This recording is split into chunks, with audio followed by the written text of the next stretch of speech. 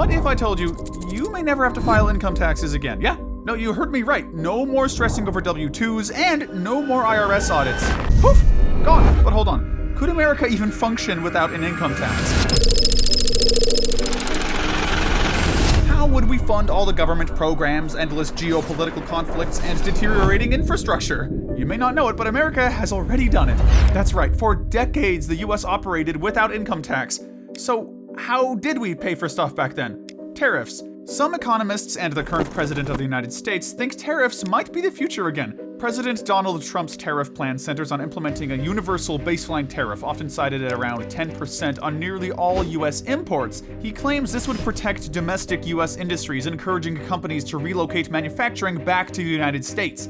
If you look at the three pieces of legislation, the CHIPS and Science Act, the Bipartisan Infrastructure Bill, and the Inflation Reduction Act, you're looking at more than $1 trillion in new government spending on industrial policy. Proponents argue that such a tariff system could generate enough revenue to potentially eliminate federal income taxes altogether, shifting the tax burden from individual Americans to imported goods.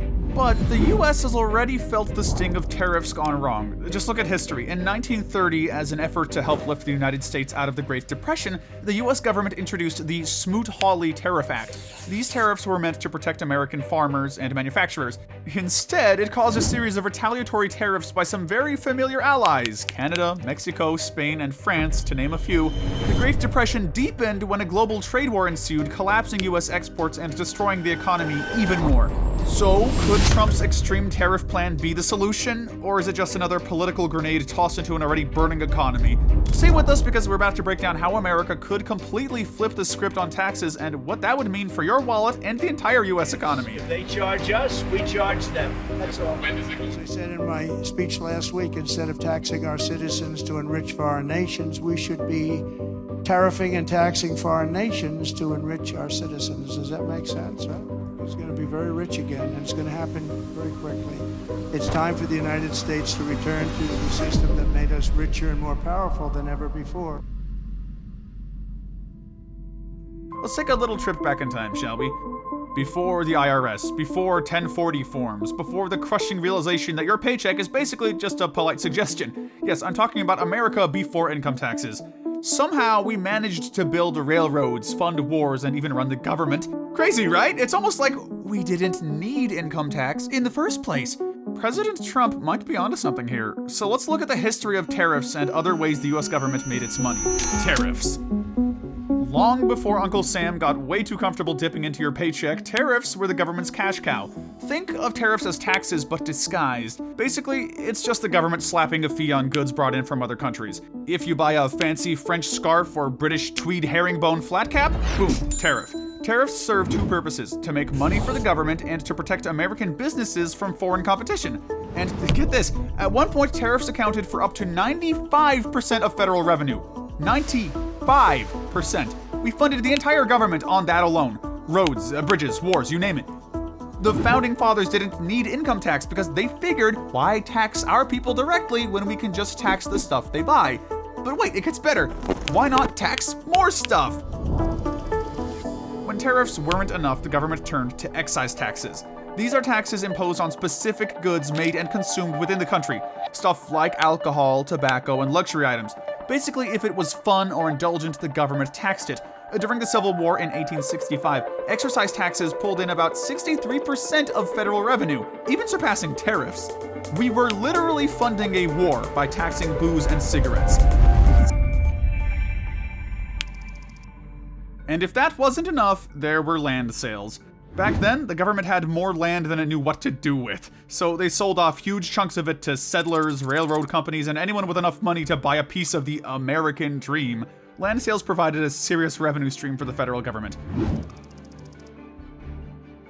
On top of that, the government made money through fees for services like patent registrations and tolls on roads and canals. Plus, in the early days, the federal government would literally just ask states for money, like, "Hey, we're a little short this month, mind chipping in?"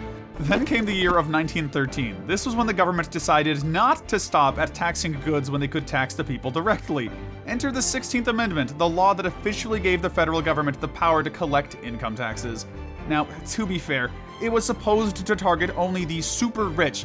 Less than 1% of the population were affected. It was sold to the American people as, don't worry, this is just for the millionaires. Spoiler alert, that didn't last long. World War I, World War II, the Korean War, and the Vietnam War all needed massive funding, and once the government got a taste of that sweet, sweet income tax money, they were hooked. By the mid-20th century, income tax was the government's lifeline. The tax burden grew, and almost every American worker was paying into the system. And like that, the use of tariffs as the government's main moneymaker disappeared. And now you, me, every American citizen, we've got to pay anywhere between 10% and 37% from our hard-earned money. And why would the US opt for taxing its citizens instead of taxing foreign goods and making money off of that? Well, because you are worth more than you think.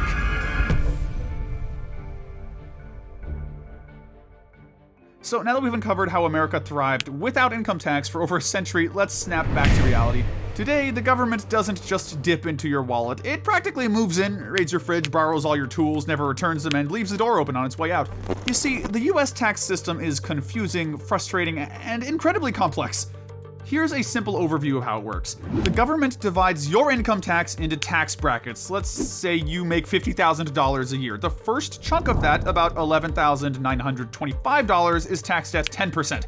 But as soon as you make a single dollar over that, you've unlocked the next 12% tax bracket. Make even more, and now you're paying 22%, 24%, and if you're really financially successful, you're handing over 37% of your hard-earned money away in taxes.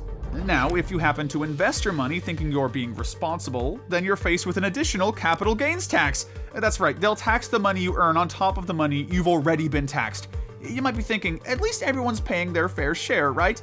Well, let me introduce you to the tax-dodging playbook of the ultra-wealthy, a well-known strategy called buy, borrow, die. Here's how it works. Let's take a billionaire like Elon Musk. He buys assets, stocks, real estate, yachts, with helipads, you name it. But Elon is smart. He doesn't sell these assets. He holds onto them because selling would trigger taxes. Then he borrows against them. If he needs cash, he just takes out a loan using your billion-dollar stock portfolio as collateral. No sale equals no capital gains tax. And then comes the final stage, death. When Elon passes, those assets are passed to his heirs, and thanks to something called a stepped-up basis, the tax bill vanishes. And while the rich are busy dodging taxes, guess who's left holding the bag? The middle class. While the ultra-wealthy spend their non-taxed money on luxury yachts to the Cayman Islands or what have you, nearly 50% of federal income taxes are paid by the middle class.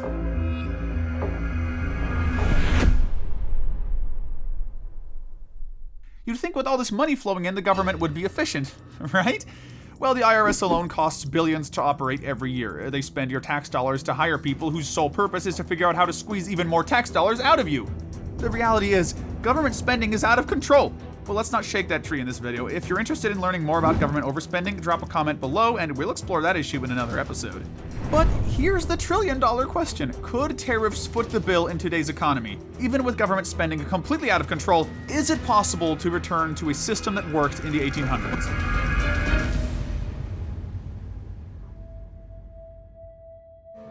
We've covered how income tax became the government's favorite money grab. Now let's dive into President Trump's solution, tariffs. Some people claim this bold plan could replace income taxes entirely.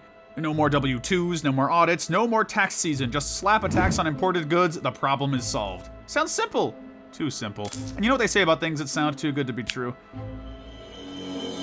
Think about it like this. You want a shiny new iPhone made in China? There's a tariff on that. A fancy bottle of Italian wine? Tariff. That sleek German car you've been eyeing? Big tariff. Could tariffs generate enough revenue to replace income taxes today? Well, technically, yes, but, and this is a big, bold, neon flashing all caps, but, the cost would be astronomical. To fully replace the revenue we get from income taxes, tariffs would need to be cranked up to somewhere between 58% and 75% on all imported goods. Let that sink in. Imagine walking into a store and realizing that your $1,000 laptop now costs $1,750, or that $40,000 car from Canada, add another $23,000 in tariffs onto that. And unlike income taxes, which are progressive, tariffs are flat. That means everyone pays the same percentage, whether you're Jeff Bezos or someone working 2 jobs to keep the lights on. The rich won't even feel it, but for regular people, it's a financial gut punch. This is where the dominoes start falling.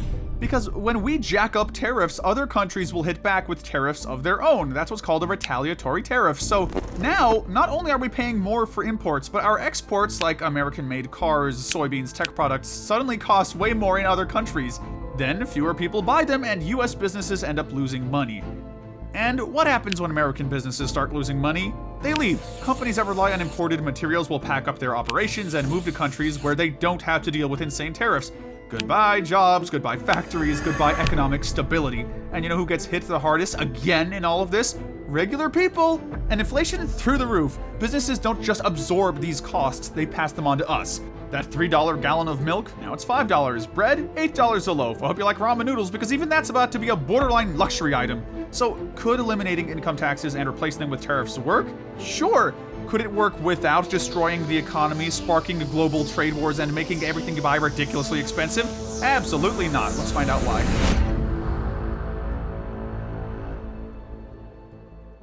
Alright, let's say the income tax is gone. What happens first? Inflation. And I'm not talking about how my coffee costs 50 cents more kind of inflation. I mean the kind of inflation that makes you stare at the price tag on a loaf of bread and make you wonder if you should start growing wheat in your backyard. Remember that $40,000 car from Canada that will now cost you $63,200? Now your mid-priced sedan costs more after tariffs than a luxury SUV did before. Plus your insurance, gas, and repair costs also increase substantially. But it isn't just cars, it's everything. Electronics, appliances, clothes, groceries. If it's imported, it's going to cost more. And even American-made products won't be safe either. When the cost of materials goes up, companies raise prices across the board to offset those costs. Even with these sky-high tariffs, there's a good chance we face a temporary funding gap. Why? Because tariffs aren't as predictable as income taxes. If people buy less because prices are too high, which they will be, the government collects less. And that means federal programs like Social Security, Medicare, and even military funding could face budget shortfalls. Confidence would plummet, investors would pull back, and the cost of government borrowing would soar. Now let's talk about the people. You, me, everyone. Industries that rely on imports like automotive, electronics, and retail would be hit hardest. Companies would face skyrocketing costs and plummeting sales. You'll see layoffs, job cuts, companies shuttering their doors. If you think the chaos stops at America's borders, well, think again. Other countries will retaliate. That's not a theory, it's a guarantee. Countries like Canada, China, and our trade partners aren't going to sit quietly while we slap tariffs on their goods. They'll respond with tariffs of their own. You can expect exports to collapse. Global demand for US goods shrinks, entire industries crumble. But here's the ironic twist. While our economy suffers, the US might be in a position to actually win some of these trade wars. Let's look at Canada and Mexico. Exports to those two countries combined make up only 2.7% of the US GDP. But for them, US imports represent 19% of Canada's GDP and 35% of Mexico's GDP, so in a prolonged tariff battle, they're technically more vulnerable. What happens then? Countries that rely heavily on US trade might start looking for new partners, new alliances form, and the old ones fade. So here's the burning question. Why would any government impose tariffs knowing it'll skyrocket prices for its own citizens? Is this going to be the dumbest trade war in US history, as the Wall Street Journal called it? Or is it some kind of brilliant economic maneuver where the pain is just part of the long-term plan? What happens when the dust settles? What does America actually look like in the long run without income taxes? Well, it's complicated. There could be some upsides. I know I've been doom and gloom for the past few minutes, but let's look at why tariffs might actually create a brighter future. For starters, tariffs might attract global corporations. If foreign companies want to sell to American consumers without getting slapped with heavy import tariffs, what's their best move? Set up shop in the US. Companies might bring their manufacturing plants, jobs, and investments straight to American soil to avoid tariffs. Now we're looking at job creation, economic growth, and maybe a revitalization of industries we thought were long gone. Reducing dependence on foreign countries is another potential win. Imagine not having to rely on China for everything from microchips to medicine. A tariff-driven economy could push American industries to produce more at home, fostering self-sufficiency and boosting national security. No more supply chain crises every time there's a hiccup overseas. Now, here's where it gets a little more strategic. Tariffs can also be a power tool for flexing America's muscles on the global stage. Take Mexico, for example. When the US threatened to impose tariffs, guess what happened? Mexico suddenly found 10,000 National Guard troops to deploy to its border to help combat fentanyl trafficking. Amazing what a little financial pressure can do. Tariffs are leverage, and sometimes it works. Without income taxes, the government's revenue has to come from somewhere, and that somewhere is you. Not through a direct tax on your paycheck, but through higher prices on literally everything you buy. The translation to this new system wouldn't happen overnight. It would take years. Legislative changes, renegotiating trade deals, and setting up new tariff collection systems. It's not just flipping a switch, and during the transition period, we'll have both income taxes and high tariffs, which means high inflation. And before we get too excited about no federal income tax, we have to keep in mind, state and local taxes aren't going anywhere. Property taxes, still there. Sales taxes? Yep. State income taxes, absolutely. So even if the feds back off, you're still writing checks to your local and state governments every year. America has a tax problem. Are tariffs a bold economic solution that could reshape America's future?